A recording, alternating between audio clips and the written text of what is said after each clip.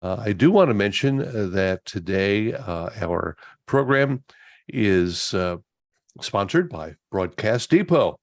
And there's Mary standing there. And also, I have something from Tim.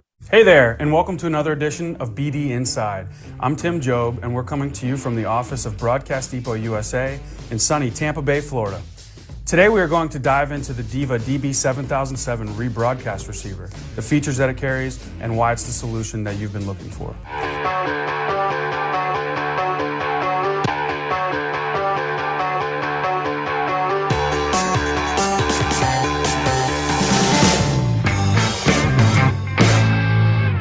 This equipment has been designed and is digitally tuned to repeat the broadcast of your station, reconstruct it, and apply or inject it into another transmitter and a different frequency.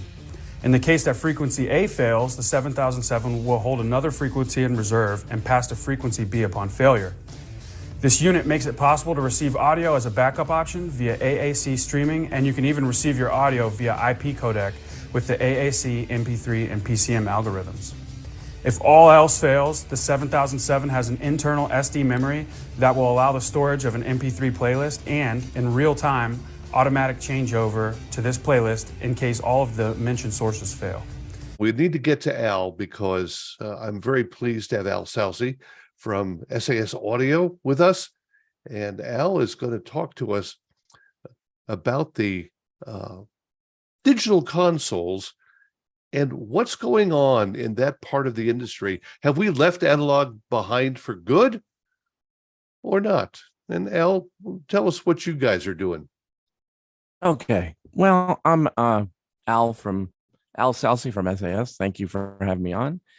Well, we're all kind of now familiar with the concept of the console control surface. The console control surface basically is a keyboard and mouse, so to speak. Avid and has been doing that for quite some time. We actually did that way back in the analog with an analog router years ago using DCAs and various VCAs and stuff. So when you look at an analog console, what are we doing? We're basically wiring all your analog lines and microphones to the electronics in the analog console. So you would have a deep console because you'd have electronics in it. You'd have filters, EQ, that kind of stuff. Obviously line or mic in level inputs, and everything would kind of come to the board, and the board would do the busing, okay, internally in the tub. So what that required was real estate because you had to have the electronics in there. Now, when you look at a console, hold on, I might be a little hot here. When you look at a console, that from a routing standpoint, you have sources on the fader, and when you select it to a bus, whether it's analog or digital, let's just even keep it in the analog world right now, and you have typically 3 or 4 buses. They used to be program, audition, util. Then there weren't enough outputs, separate outputs, to be able to build mixed minuses and things like that for various devices, but we'll talk about that in a minute. When you look at the routing, from a routing standpoint, you're basically mapping this source to whatever buttons, let me change the camera here, to whatever bus buttons you select, and you're routing this source to that bus. Now, in the analog world, everything was bused inside the console, and again, required real estate. And if you look at from a routing standpoint, you would need some kind of MOSFET or some kind of switch to put that source onto that bus. Okay. So now you have 20 inputs or 30 inputs to 8 outputs. You would need that many MOSFETs or switches or CMOS switches to be able to put those sources on those buses through the fader or a level control circuitry which was, of course, controlled by your fader.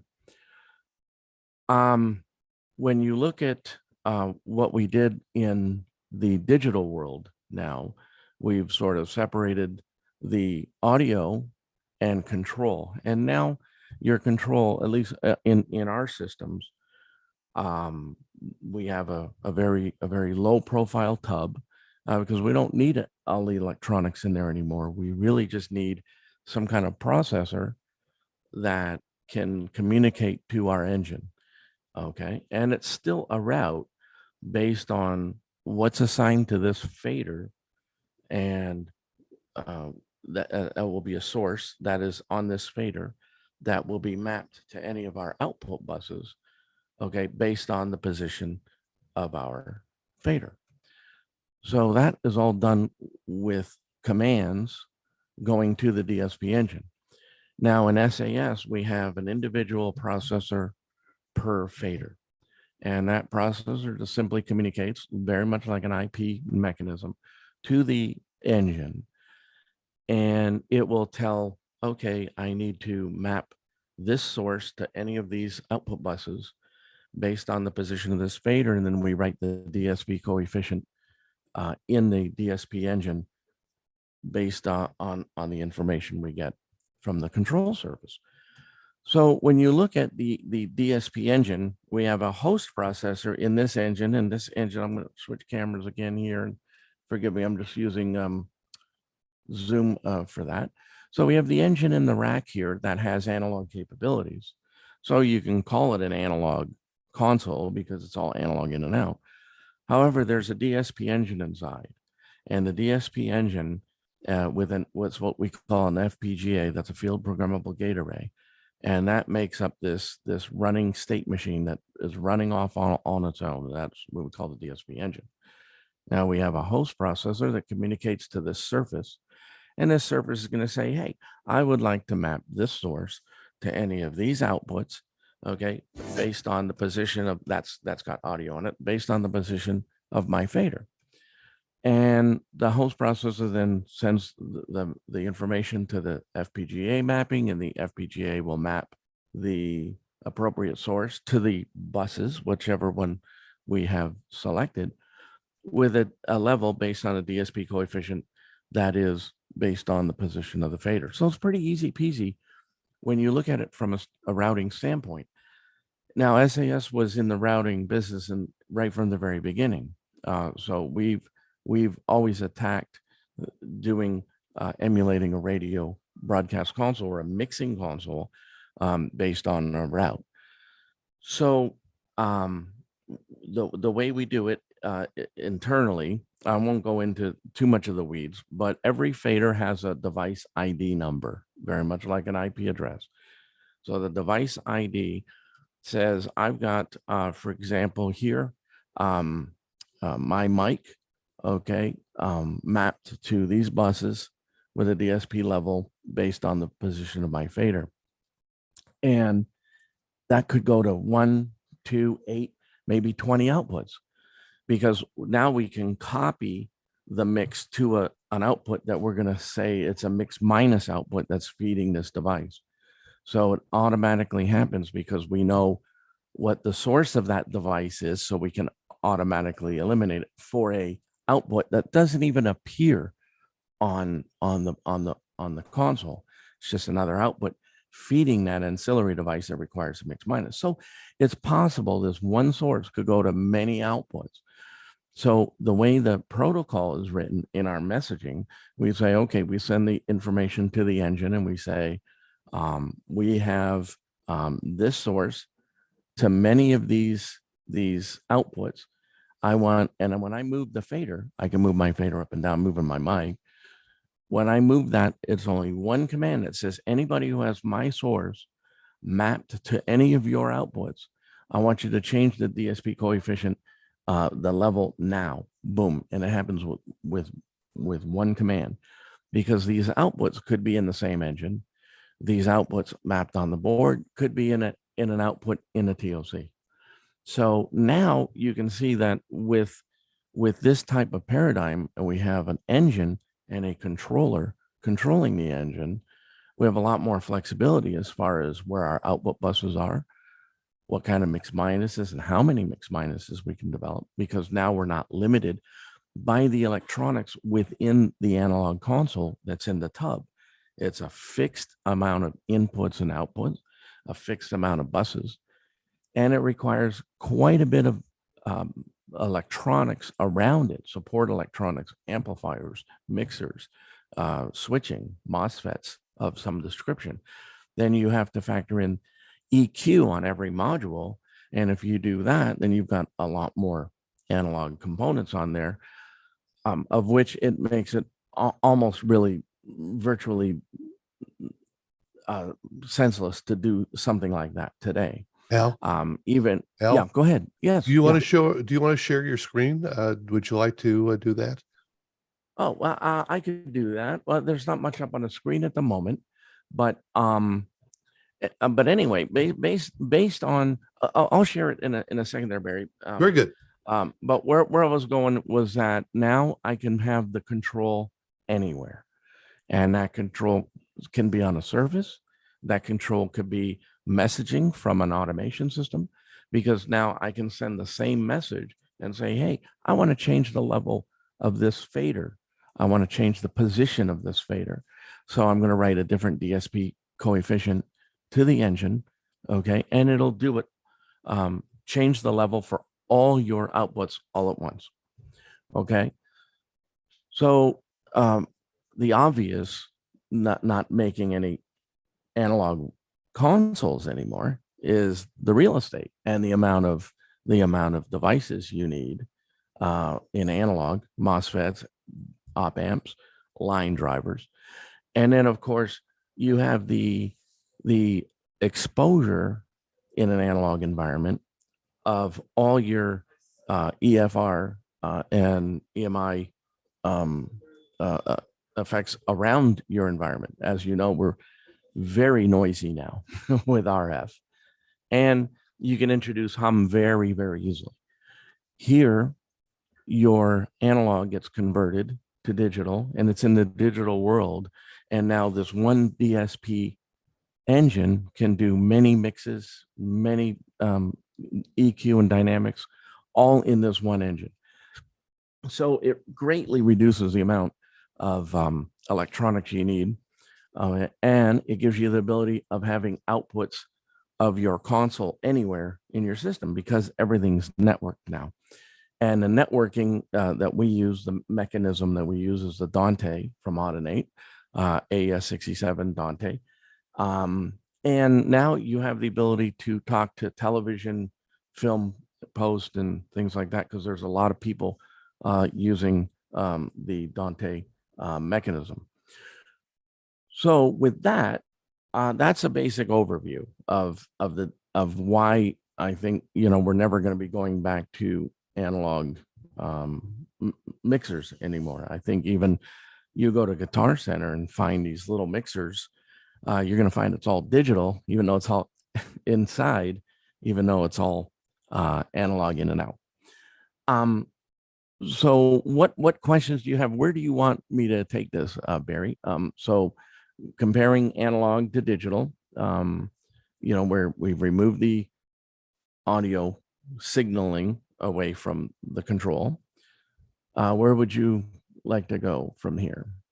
Well, if you could show us the programming screen, I think that would be good to show the flexibility. What you're doing with the board itself, the notations here, where you can identify what particular inputs are in each particular pot. Okay. Well, I've put a request to share my screen. I think I'm sharing it There now. you go. So what we have up here is a application. This is a web browsing, and we web browse in using this application, and we have what looks like a console control. I'm reluctant to call it a virtual control.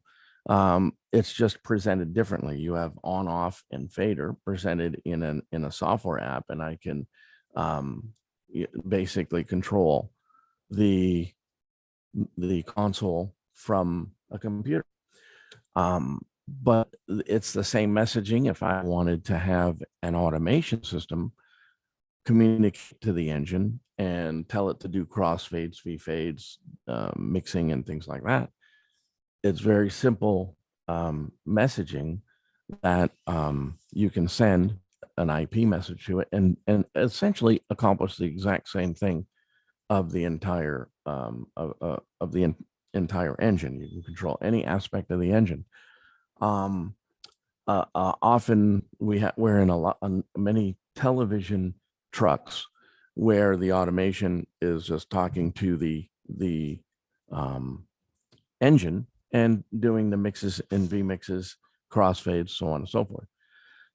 So that's what's up on the screen here. That's just one application. We have many versions of this and many different types of control applications that we can use to control the various aspects of the engine. The engine itself, to program it, we have basically three series of engines. The Rio Link DSP engine, which we're not selling too much of anymore. That was our legacy engine that's been around for 20 plus years. We have the Nucleus and the Rio Bravo. And basically you have a set of IO that are analog and digital inputs and outputs to accommodate some of your devices in the room. It has 128 channels of Dante audio over IP, so that now you can take feeds from other devices on the network or even other engines, so that engines to engine can share sources from one control room to another. Or you may put an engine in TOC and be able to pull in centrally located devices. So the system doesn't care that it's a network input, a digital input, or an analog input. It doesn't matter. We treat it all the same. It comes in and it's just another source. So here I'm looking at an engine I web browsed in to 10.002225. And you can see here kind of a little bit what I was talking about. My microphone, for example, or this phone, whatever it is, you see there's a little F in the circle. And that means that this source is mapped to this program bus based on the position of a fader. And I can see what fader that is, number 2, whatever it is. I'm a little bit away from the screen there, but I can get all the information about that mapping. And we still call it a cross point, although it's not really a cross point. A cross point, it kind of infers that you have some kind of MOSFET or some kind of switch at the point where you're cross pointing. So we can still call it a cross point map because that's what we're all used to, but it really is a mapping. I've mapped this source to these 4 buses with one fader. Okay. And that fader is, I can alt click. I'm a little cramped here, so bear with me here. And I can get that information. That fader happens to be a -4. It's fader number 8. And as I move fader number 8, I want to, I think it's this one here. Oh, I'm not sure where it is now, but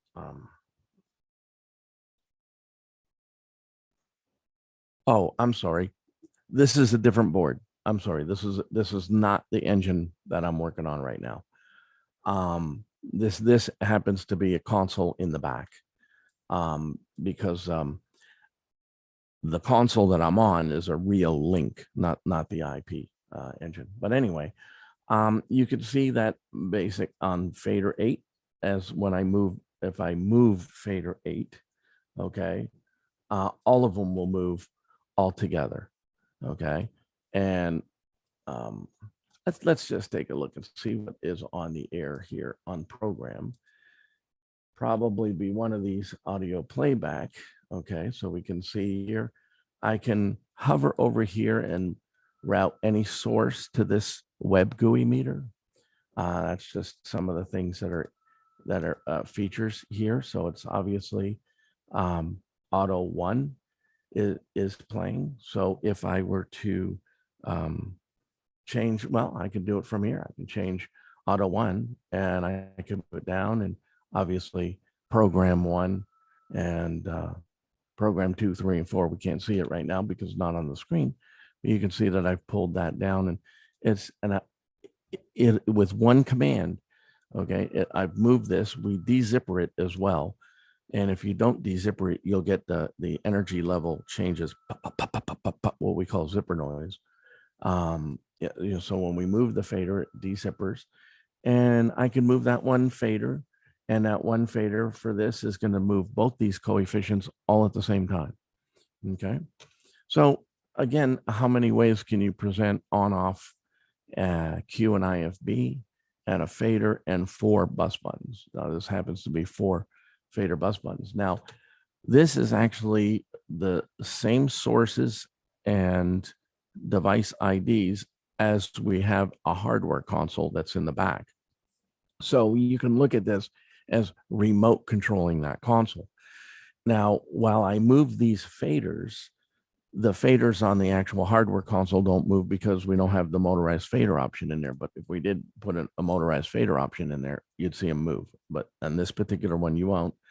And what happens is the last command that gets received by the DSP engine is the last command that where the level's going to sit. Now, if somebody were to go to move the hardware console back there, this would track it. But right now, I can, if I move this off, okay, and somebody moves the fader up there, this will come right back on. And we've been doing this particular thing for a very long time, even well before AOIP came out.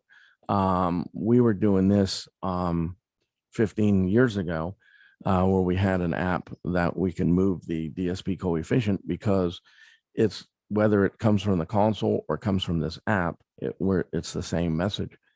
I remember a situation where Radio Disney here in Burbank, they were basically having 4, they were Enco, I think, and they had 4 playbacks. And when they would close up shop at 9 o'clock and run on full automation, one of the guys left the fader down. So without even going into the building, I installed this app and I pulled the fader up, and it wasn't an IP engine.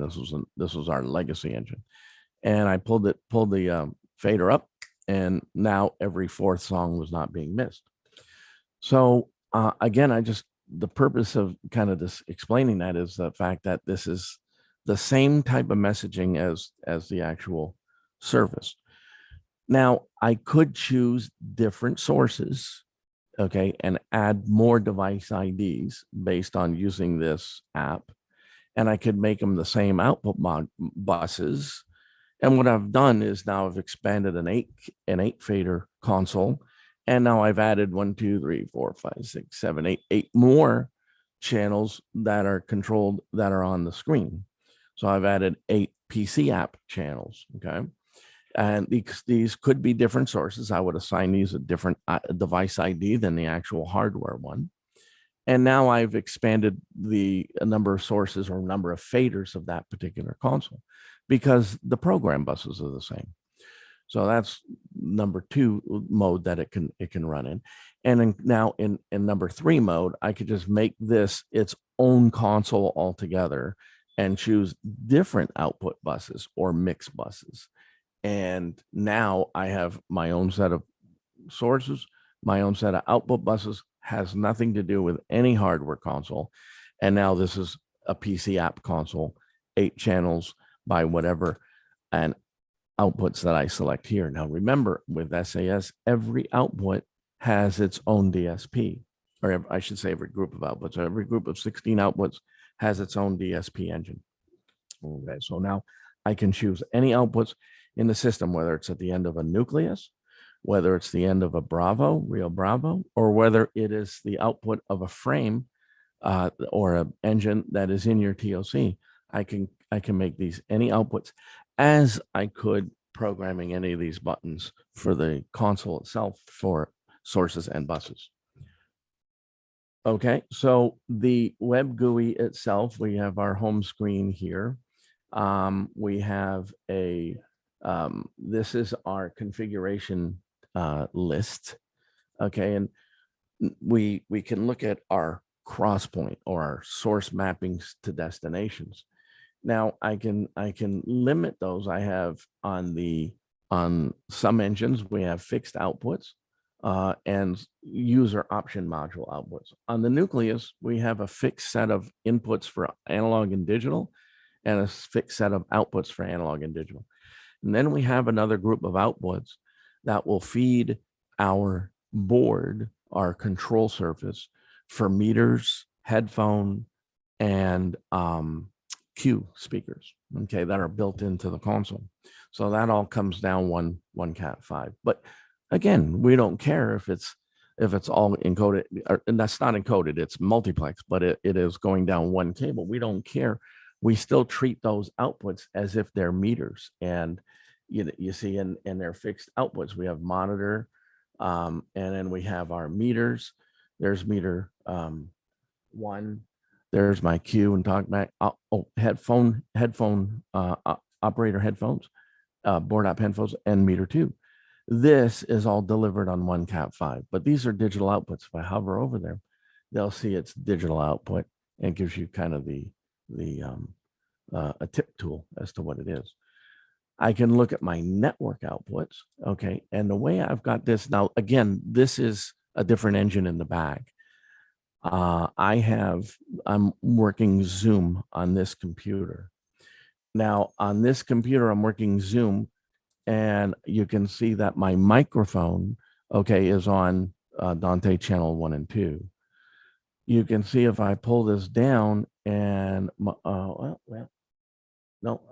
default, I can set my default to 15 and 16, for example.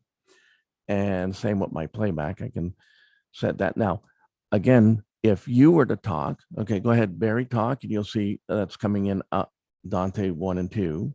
You want me to say something? Yeah, you see how Okay. you see on my device. You can see my screen, right, guys? Yes. Mm-hmm. Okay, so you can see that your Zoom is coming out Dante channel 1 and 2, and that's how I'm hearing you through the board and the headsets. Okay, or and the system.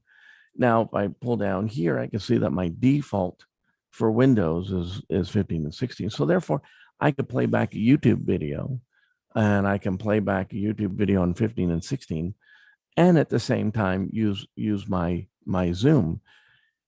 And I have Zoom mapped on one fader as Dante channels 1 and 2, and I can have another fader, YouTube, I can name it, and that would be Dante channels 15 and 16.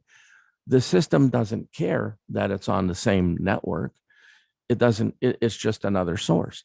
So now I can use the PC for multi-function things because I have multi-channels of audio here, okay, and including its default stuff that comes with the computer. Now, the Dante controller, the Dante sound card, it's a virtual app. Again, I'm reluctant to say virtual because it's there. It is an application that looks like a Windows device, a 16-channel Windows device, sound device, just like an ASI card or anything else. It just happens to be a software hook that makes it look like it is a sound device. I could, if I stop this, I'm going to stop my audio going to and from you. So I'm not going to do that, but I have the option of using ASIO as well for Mac applications and other post production applications where they use ASIO quite a bit for Avid and Pro Tools and even what's the one from Adobe Audition. So Audition can use either a Windows driver or an ASIO driver. So when I'm in with the WD, if I'm in ASIO mode, none of this will populate, and it will just show that I have my default devices there, and the default will probably go to the speakers. But in WDM mode, I've got 16 lovely channels here. I could use another application. Um, um, what comes to mind at the moment? See, when you're using your web browser, okay, you're always going to have to use the default because there's no way of setting the actual audio settings for the browser. So it uses the Windows default playback and recording. Now, if I'm using Adobe Audition, for example, I could run Adobe Audition at the same time running a YouTube video and at the same time running Zoom. I would put the Adobe Audition, for example, on Dante channels 3 and 4 or 5 and 6. And then I would map 5 and 6 to one of the faders. And now I could bring 3 different sources from the same PC on the same network, only using the one cable. So it's sort of like I'm wiring, okay, from, different sound device channels. If we were to look at it as a hardware device, we got this big tower. I'm taking outputs 1 and 2 for using it for my Zoom. I'm taking outputs 3 and 4 for my Adobe Audition, and I'm taking the default outputs of 15 and 16 because it has to be default anything I use with a browser, i.e. trying to do playback anything from Facebook or YouTube or any other social media platform. So with the audio over IP, obviously, we all know the benefits and the many things we can do with it.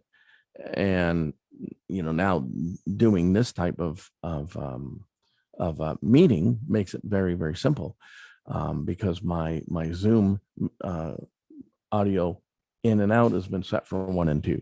Okay. And if I look at where I'm speaking at, checking 1, 2, you can see I'm on 1 and 2 here. I can pot up music. Okay, I'll give you a little brief musical interlude. Who you gonna call? So I've got it wired just as if it was any other input or output. Okay, and it just happens to be all talking to the one sound device driver, and being able to have multi-channels coming in and out of the computer. And obviously I can have several computers that doing the same thing. Some folks use individual computer for Vox Pro. I could run Vox Pro on here and have it assigned to 5 and 6 input and output. So I can have this one computer doing all these multi-functions. But typically we see that they're using different computers, a Vox Pro computer, an internet computer, and an Adobe Audition computer, or what other digital audio workstation they may choose. But with this, it's just mapping any of these sources. I can map them to the console, get them in and out of the console, and share all my feeds and share anything I want. Music, I got a different. That's coming from Dan's computer. And the nice thing about this is I'm sitting here in my office. Well, my office is there. I'm sitting here at the SAS factory in a demo area in the front. We don't have much of a studio environment, but we don't often do these things. But I've got an internal network here, and I've got some automation playback on a computer out in our test area that's on the network. I've got Dan's computer on the network. All our computers are on the network. We have an edge device that takes in to get the gateway to the internet, an edge device that has Spectrum on one and AT&T on the other. That's a nice firewall. And we put our LAN in the middle, and it'll switch between our service providers to that gateway. So, and I've got a VoIP phone on the same network. And I'm not sure if you've heard any dropouts or not, but it's been pretty reliable for a very simple, unmanaged audio on the office LAN. Our printers, everything else is on the same LAN. So the Dante protocol mechanism is such that it doesn't actually multicast. It will fan out and automatically groupcast as necessary, but it's a very intelligent switching mechanism that doesn't take up a lot of resources in the switch. it funnels things to where they need to go and leaves some other bandwidth for other things. It will multicast, and it does multicast if you put it in AES67 mode, because AES67 is a multicast spec. And the driver itself that's on the computer is it used to be $29, it's $49 now. So the price is right, it's easy to deploy, and that's one of the reasons why we chose it. We hooked up with those guys almost 20 years ago, and we were talking about AVB. They had an AVB ready device, and then things kind of got derailed with AVB when AES67 came on the scene, which is a fine mechanism. But the Dante is so easy to deploy that you can use an unmanaged switch. You can use a managed switch, enterprise switch on the primary side. The Dante is the only mechanism that has a synchronous secondary network. So you can create another network on the secondary with simple switches.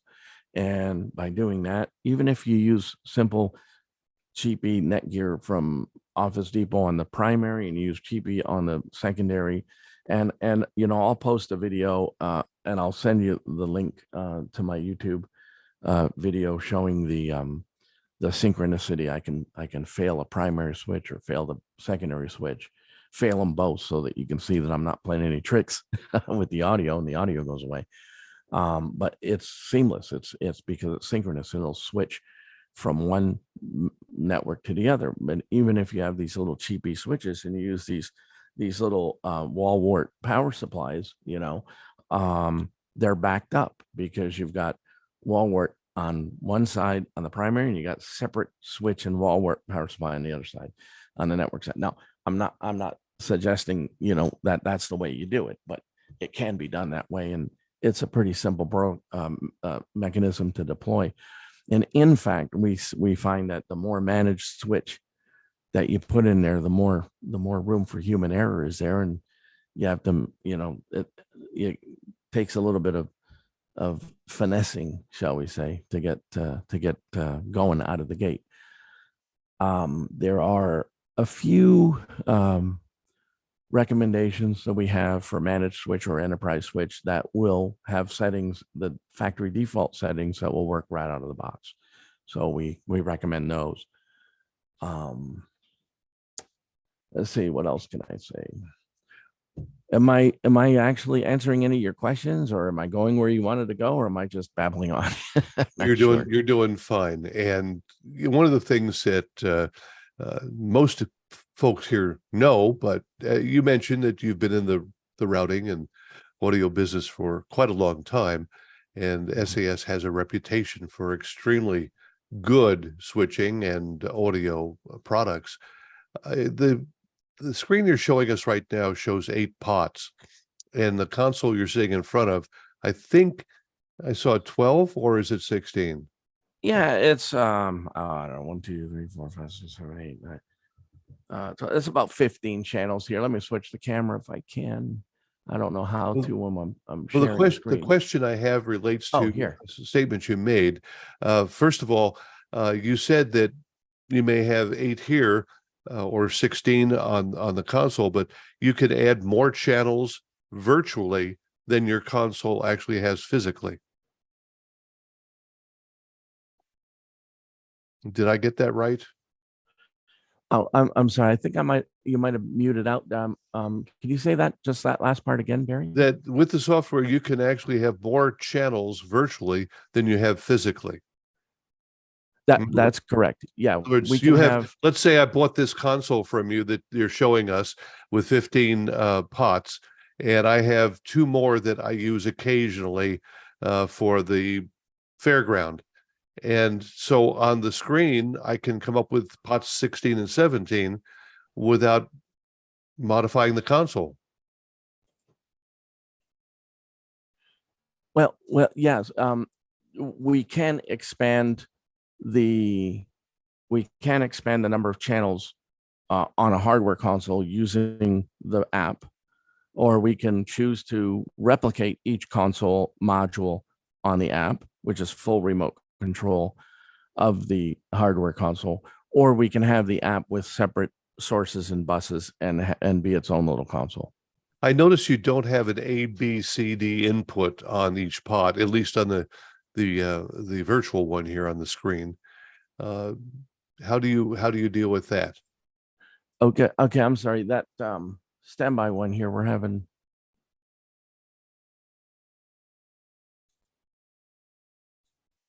I'm going to go back to this.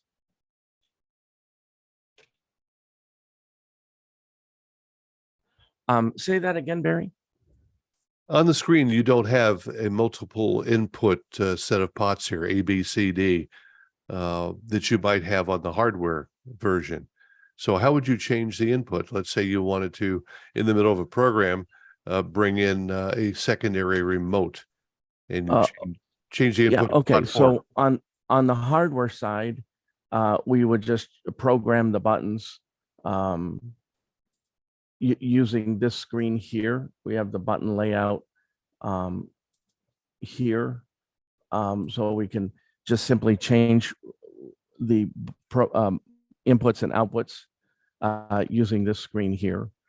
And on this one, we would change the inputs and outputs just using setup screens here to configure the console. And I can't see it very well, but here's where we would change the parameters for that.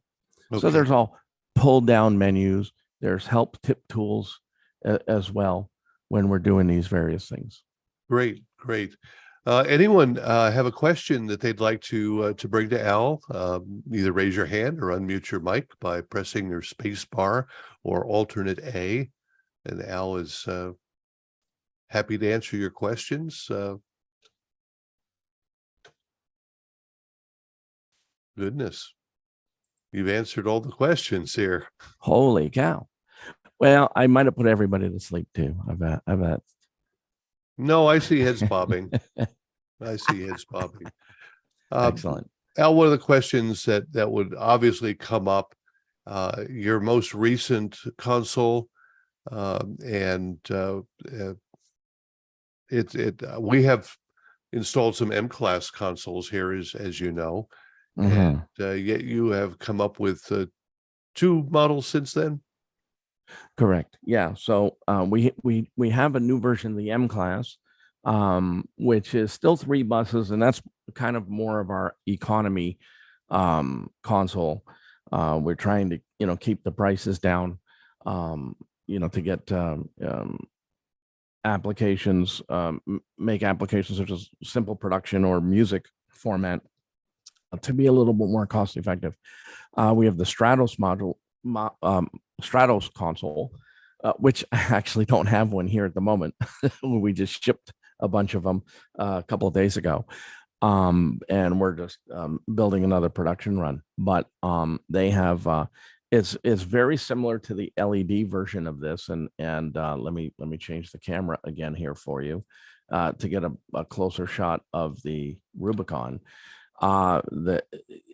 Again, how many different ways can we present fader on off, cue and talk back? So we come out with the new modules, the same but different, so that we don't obsolete the tub. The tub itself is nothing more than wiring. It's just a motherboard inside, completely passive. So when we come out with a new module, this LEDs could be replaced. We replace them with high-res LEDs. Let me I'm going to take this camera for a minute if I can. Hold on. Now maybe I can.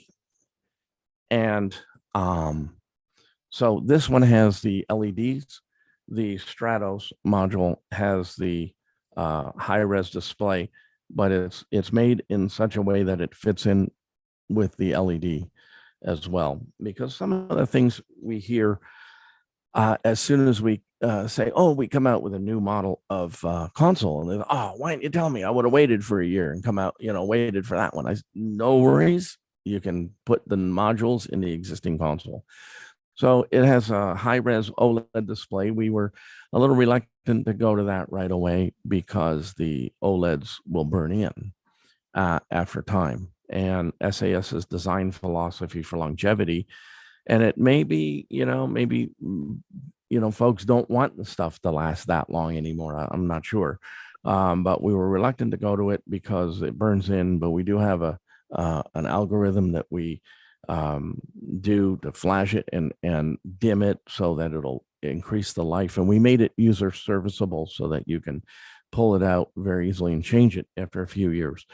But our design philosophy is such that we use any device that we commission or deploy in any of our circuitry, is we utilize only half of its maximum rated capacity of any rating. For example, if it's rated for 500 milliwatts, we'll make sure we're only using fanning out to using only 250 milliwatts. If it's rated for 100 meg, we'll make sure we're only using 50 meg of data frequency going through it.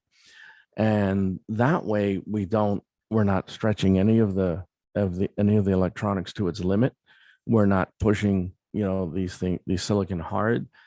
And that's been a winning formula because I've had equipment that's been plugged in for almost 40 years, never been reset, never been unplugged, except for the obvious power failures maybe over the years. But that's been a real winning design philosophy. Another philosophy that we try to adhere to is what would we apply the WWGMD rule, and that's what would GM do. And if GM is using these parts, we know they're not going to go away anytime soon. So we look at other major players that are using these parts before we pick and choose, so that we know we're going to have availability of parts. We avoid anything from China, and I'm glad we are now because of all the tensions and the current economic and political environment.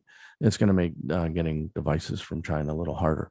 So everything is Xilinx, Texas Instruments, Motorola, and Analog Devices. Now, while some of those are made offshore, typically they're Philippines and Mexico is where their silicon plants are. Well, I can actually verify that the consoles that you produce are durable. I am aware of Thank you. that went into Native American studios here, and they've been in there for 15 years now. They're M-class consoles. They sound good. They still do. I think they've lost one pot in all that time. I have not had the chance to go visit them and inspect it. My suspicion is some liquids were dropped in there by some operator. But I do know that they were able to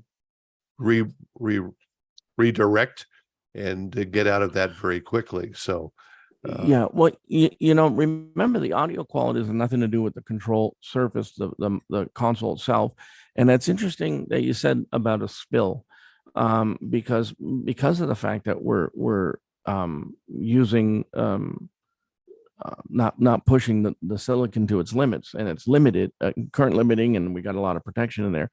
In many cases, you spill a water, it'll just dry up and it'll just continue working. If you spill a coffee or a Coke that has acidic properties to it, more often than not, you can remove the module, run it under warm water, shake it off, and it'll continue working. It's rare that you can short anything in there and it'll damage itself because of its some of the things that we have in there that are current limiting. So yeah, that design philosophy has really helped us from a robustness standpoint as well, because I commend you for that. Hard to break. I commend you for that. Of course, again, you find consoles with the paper clips down the slider, or staples, things like that happen. It happens, and there's nothing. They say you foolproof things, but fools find new ways of. Well, Absolutely. I mean, certainly there's ways to break it, whether you're trying hard or not. And certainly after a certain amount of time, um, you know, uh, dust is very bad for any mechanically moving part of the console. It's a Smoke conductive this week. plastic. I'm sorry. Smoke this week. Yes. Yeah. Yeah. Over there, it's pretty bad. Yeah. Welcome to Southern California. That's the way it's been for a few years here in California. But yes, the dust and things like that can essentially um, kind of damage the conductive plastic element of the fader. So after we've replaced some faders after some several years where they get they're really what's the word I'm looking for, tight and hard to move. There a lot of friction in there, and of course that could be a result of a spill or just a lot of dust, and it damages as the wiper goes across the element, and if you got a lot of foreign debris in there, it will essentially sandpaper your element, right? Mhm. So we've seen some of that, but in general, the failures are mechanical, switches or the faders. The electronics should basically run forever. Yeah. Yeah. Once they Appreciate get that. past an infantile stage, they'll just run forever. Yeah. And regardless, Dan Gaylord, your guy there at head of the tech department, he's really easy to work with and solve That's problems. good to hear. That's good to hear. We everybody has a fine product. We understand that, and our sort of philosophy is that everybody has a good product. It's all fine product. Everybody has to be priced right. I mean, and I know we're a little more on the expensive side, but we're trying real hard to keep those prices down. But so that's the ante to be in the game, and we feel that we really try to provide exceptional customer support. You have the owners of the company, you have our cell phone numbers. So if you have something that's an off-air emergency, you'll get a hold of us right away, and people who can make the decisions to do whatever we need to do to correct it. So we really pride ourselves on exceptional support and customer service and our relationships. You have put your faith in us and become part of our family, and that's important to us. So we don't like to see our friends in a bad position. So we do what we do and need to do to get it done, and fix it right away. Absolutely. The good thing about how we've compartmentalized and distributed our systems is that we've really done I think a really fine job at minimizing the effect of a single point failure.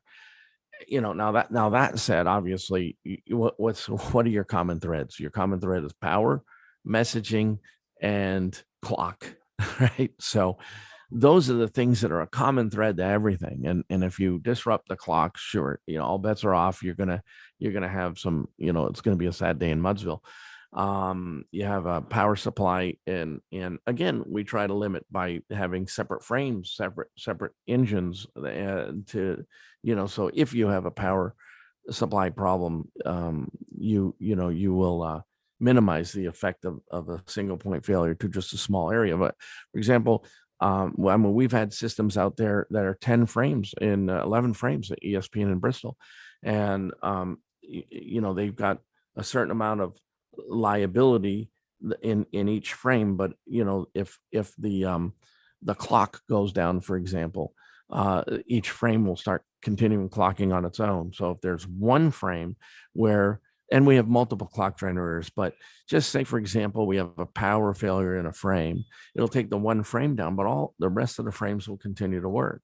You see, so you've kind of, in the grand scheme of things, it might be a 64 positions or 128 inputs is kind of a large number for some facilities, but when you have a 10, 11,000 channel system, that's really kind of a small, affecting a small portion from a single point failure.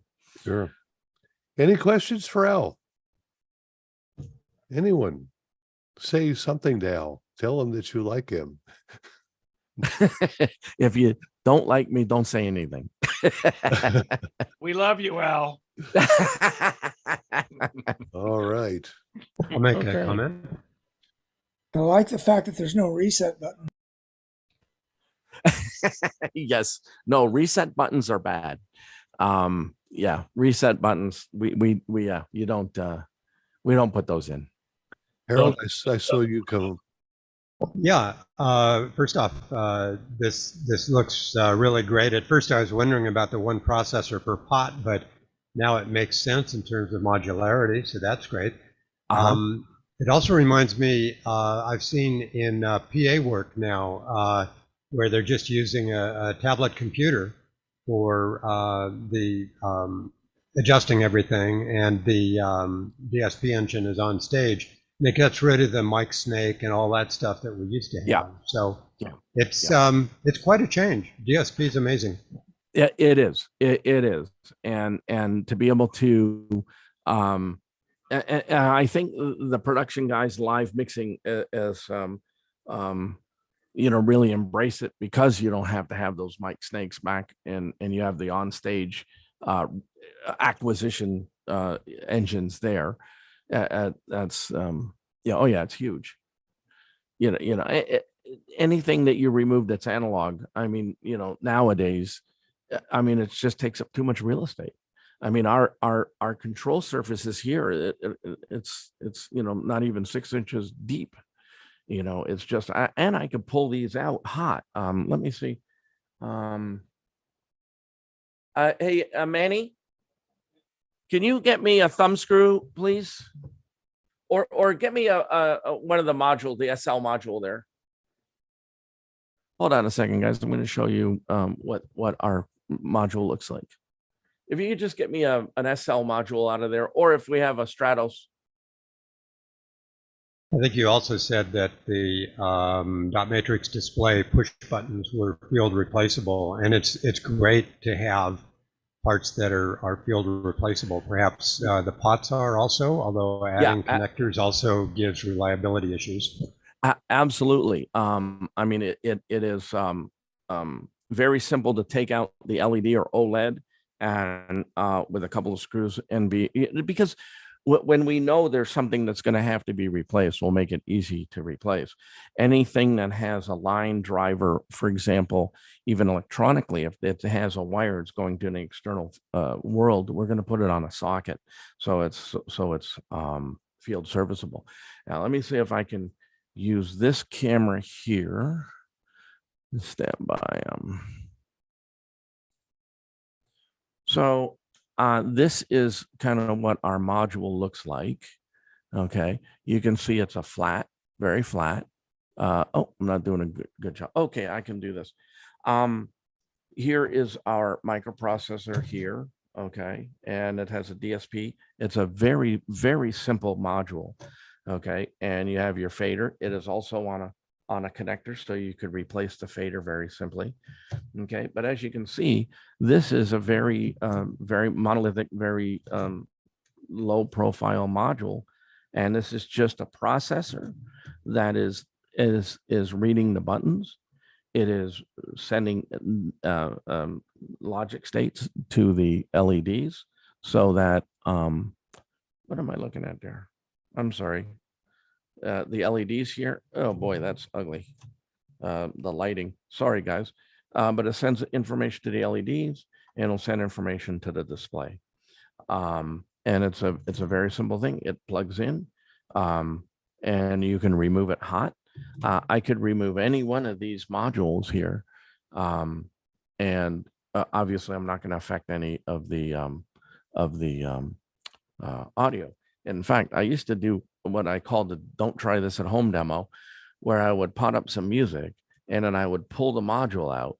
Okay. And the audio will continue to play, of course, because we've already sent the information to the DSP for that particular level, that particular mapping and everything else. Now, the music will continue to play. Now, will I be able to change the level or change anything? No, not until I put the module back in.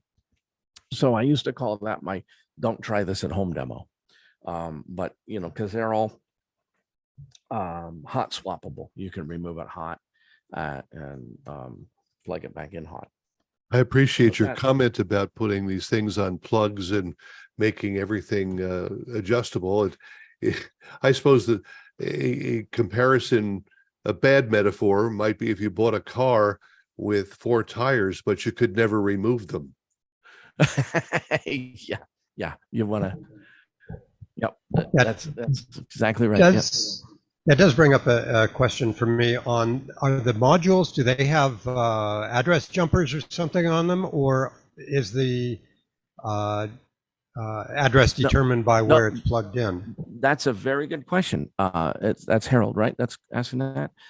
It is, the address is, there are address pins in on the plug, and depending on the position I put it in, will set the address. So it's simply a binary address from 0 to 4, 0 to 4, 0 to 4.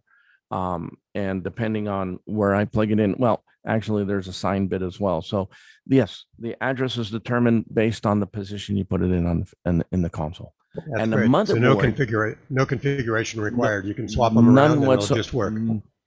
That is exactly right. I can unplug this one, plug another one in, and it will learn the position because of its address. Now, remember, the motherboard is passive. So the motherboard, distributes the communication, distributes the power, of course, dual power. Each of them have its own separate in and power supply in. First, and on the bottom of the tub, there's a and a B power input. You plug it in. All the motherboard does is distribute those and set the address as well. And that's it. It's a very, this surface is childishly simple. It's just a matter of multi-processors communicating to the host processor in the engine. The host processor takes the data and says, to emulate your console and mixer. Again, I can do all the mixing just by messaging from any automation system, but it takes all that information and then it feeds that to the DSP engine. The DSP engine, and this is kind of an interesting thing too, the DSP engine can continue to run even without the host processor. If the host processor has a problem and it goes away, the DSP engine will continue to run the audio through it, because the DSP engine makes its own system for its group of inputs and outputs. So there's a way to reset, and there's watchdogs on the host processor, and there's a way to try and reset it without resetting the DSP, so you don't lose any audio.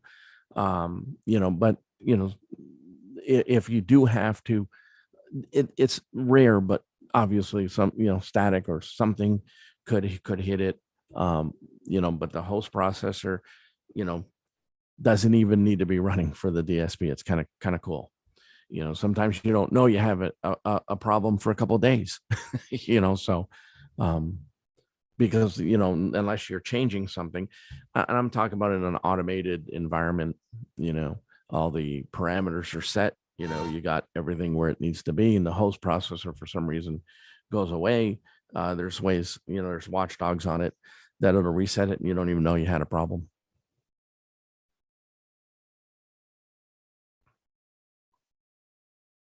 Very good. Any other thoughts from the field here? Anyone see something they like on this console that they haven't seen on another one? Well, there are pots, there's on off. Oh, exactly. I mean, how many different ways can you present that? For radio, and here's kind of an interesting thing, and it's a subliminal thing. And when talent or the board op or the announcer are using our board, we have these here button guards. Okay. And these button guards are kind of a subliminal thing, because now they can read their script. I don't know if the light is washing that out or not, but they can read their script and then hit the sound bite, because they don't have to look. They can feel where the on off is. And this roll the sound bite, of course, then there's a message that goes to the playback, rolls the sound bite, he hits off, and he continues talking. So a lot of board ops really like the fact that there's button guards here. How And about they the can disc rest their jockey that's got fingers. sledgehammers for fingers? Well, even then, they can only hit it so hard, right? And now these are magnetic switches, so very few moving parts in there. But can they break? Sure. People who really pound on them very hard can break it. Typically, we find that the lenses will break before the switch, so we can simply replace the lens. Because if they, so you can only hit on it so hard without hurting your finger on the guard. You see, so the guard kind of helps that as well. But yeah, so that's kind of a what's an unspoken or sort of a kind of a neat feature that the guys like, to be able to rest their fingers. Sure. Folks, something on your mind? Question to ask? As we said, it's not the pots, it's not the on-off switches, it's the implementation of the engine, the software, the programming of it, the flexibility, the cleaning. Right. And the programming is pretty simple. It's pretty simple. It looks daunting, but it's not. You're essentially naming the inputs, assigning an input to a button and an output to a button. And that's really all. Everything else kind of takes care of itself. Kind of takes care of itself automatically. All right. So it's pretty easy peasy. I'm going to copy a link. I'm going to copy a link here. Now, can I put that in the chat? Yes, you may. How do I do it? And I'm going to put it here. This is the demo of the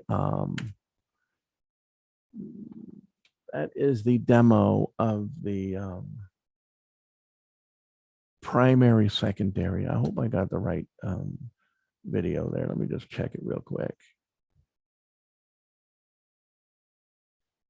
Yeah, I think that's the one. Al, I think you just sent that to me uniquely.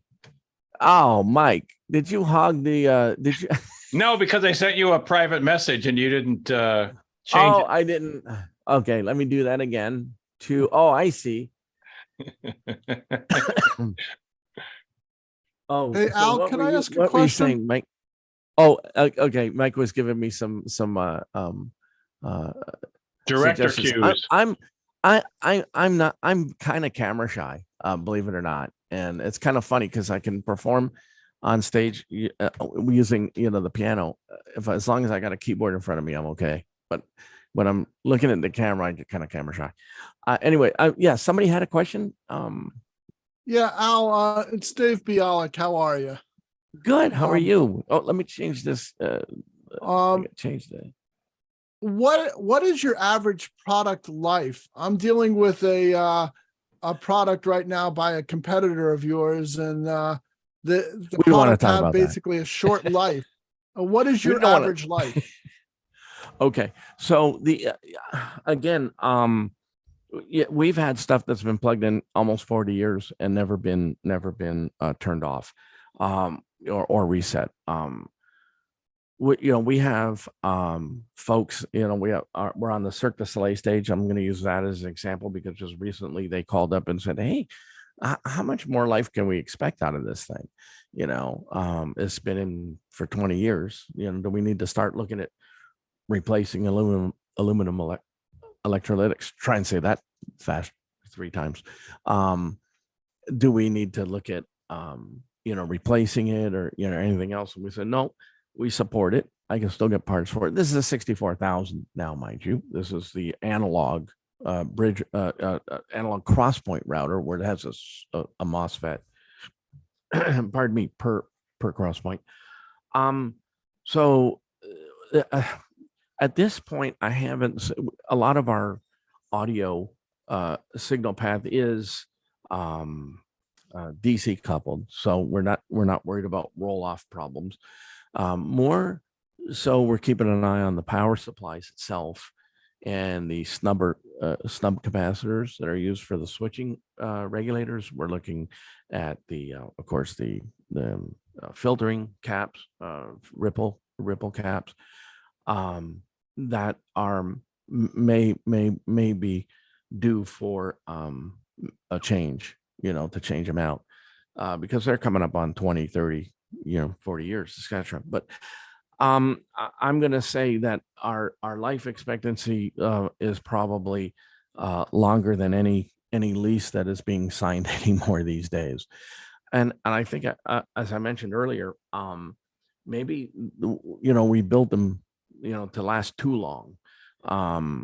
We have some folks that have decommissioned some of our systems, for their favored vendor, and they're just snatched up on the used market, and they'll send them back. We'll refurbish them, put new Lexans. Maybe we need to put new Lexans on them, change some button caps that have been cracked over the years, and then it's a brand new console. They get another 20 years out of them easy. So, as far as the longevity of other vendors, I can't comment on. But once again, our design philosophy is that we design for longevity and robustness. It's very important because we know that the radio folks, once they make this investment, they're going to need that for a while. It's going to need to work for a while, and there are some systems, depending on how big, that we're the only guys left in town that can do them that big. Because of the fact we got the big high capacity frame and our fiber, audio network modules. So we're really kind of the only company that will not make you replace your current infrastructure to add in new technology. You want to add in AOIP, AS67, you want to add new consoles. We can fit that in to work with legacy. What happened? Oh, there you go. Work with legacy systems that have been installed for 20 years. ESPN Bristol is a prime example. We just added AOIP engines and pardon me, AOIP engines and DVS, which is computer ingest application on their existing 11 frame system. And that 11 frame, that's 11,000 channels that they have. They have a huge system, and they're networked with fiber between buildings on the campus. So they might have a building that's a mile away, and it's like the frame is in the next room. Now you can certainly do that with the Dante networking as well, but not to the capacity. Our fiber ring is 3,500 channels of simultaneous frame cross connect paths. You don't need the anti-ring if you're having a local source to a local output in the same frame, but they have stuff that they're sharing all over campus. So in that regard, they say, oh, we want to add some AOIP. And they're all Dante because of the television. No problem, easy peasy. We just go ahead and put in some Rio Bravo engines or nucleus engines, and then we have a KDL, which is our Dante link for the Core 64 frame. We rebranded the 32 KD as Core 64 because we came out with an IP frame controller called the MCU 64, which has more features and functions, and you can program it using a web browser as well. Are you able to support full metadata with the Dante now on the AES67 and so forth? I believe so. Yeah, I'm not the I don't know much about the metadata, but I do know that they are passing all that, and they're 2110 and a couple other things. There's some standards that are out there now. And the nice thing about that is we let them worry about that. We let them go to the plug fests. We let them, make sure they're compatible with everybody else. We just are going to use that mechanism to network our systems together. So it makes it pretty easy peasy for us. Now, we could have made our own, spun our own, audio over IP transport, which we did. It was called a SAS audio net, SAS audio net, but it doesn't do anybody any good to have another one out there. There's QSC, there's Livewire, there's WheatNet, and everybody says they want to talk to each other, but nobody wants to talk to each other, because the reality is everybody wants to keep you in their own environment. So, and then there was the AS67 that come out, and that was an attempt for everybody to, get together. And for the most part, I think it basically has done that. But still, everybody, once you're in a particular environment and platform, there's no compelling reason to change it. Unless you're having problems with it, or it's exceeding its capacity.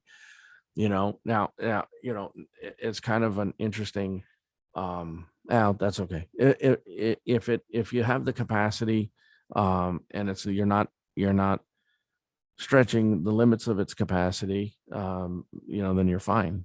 But even Dante can only have only so many simultaneous cross connect paths as well. So when you get to that kind of capacity, for example, in ESPN in Bristol, you have no choice but to go to our system that has the fiber ring with 3,500 simultaneous cross connect paths. Because they're just that busy. They have they're just so big. Hey, Al, it was great. Thank you. you've been on the spot here for almost an hour and a half, and I know you've got other things to do. I'm not chasing you away in any shape or form, but I want to make sure no worries. Want to make sure we thank you and make sure that if you have to go, you can go. It's always best to give me an email here directly at al@sasaudio.com. Always with any of my emails, it's in my signature line. I include my cell phone for our friends that are on the air and in using mission critical roles. Don't ever hesitate to use it, to call me right away to get some help if you need something.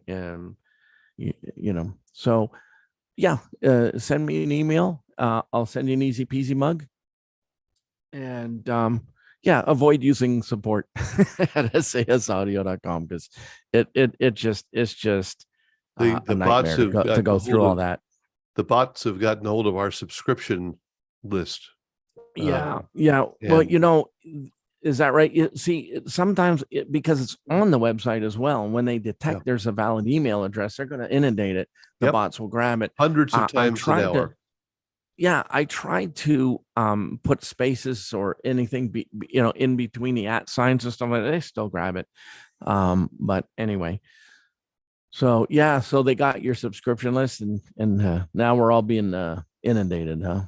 No, it doesn't go anywhere because they're all fake addresses, but they're trying to bust through, but hundreds an hour. It's just incredible. Right. Okay. Well, ladies and gentlemen, if there's no other questions, thank you so much for having me here. It was a pleasure speaking with you. I hope I answered your questions and was able to kind of teach you a little bit about our products. Very good. Thank you so much. Look forward to seeing you in person before too long. Absolutely. Anytime, guys. Okay. Thanks. Bye-bye. Bye. Thanks, Al.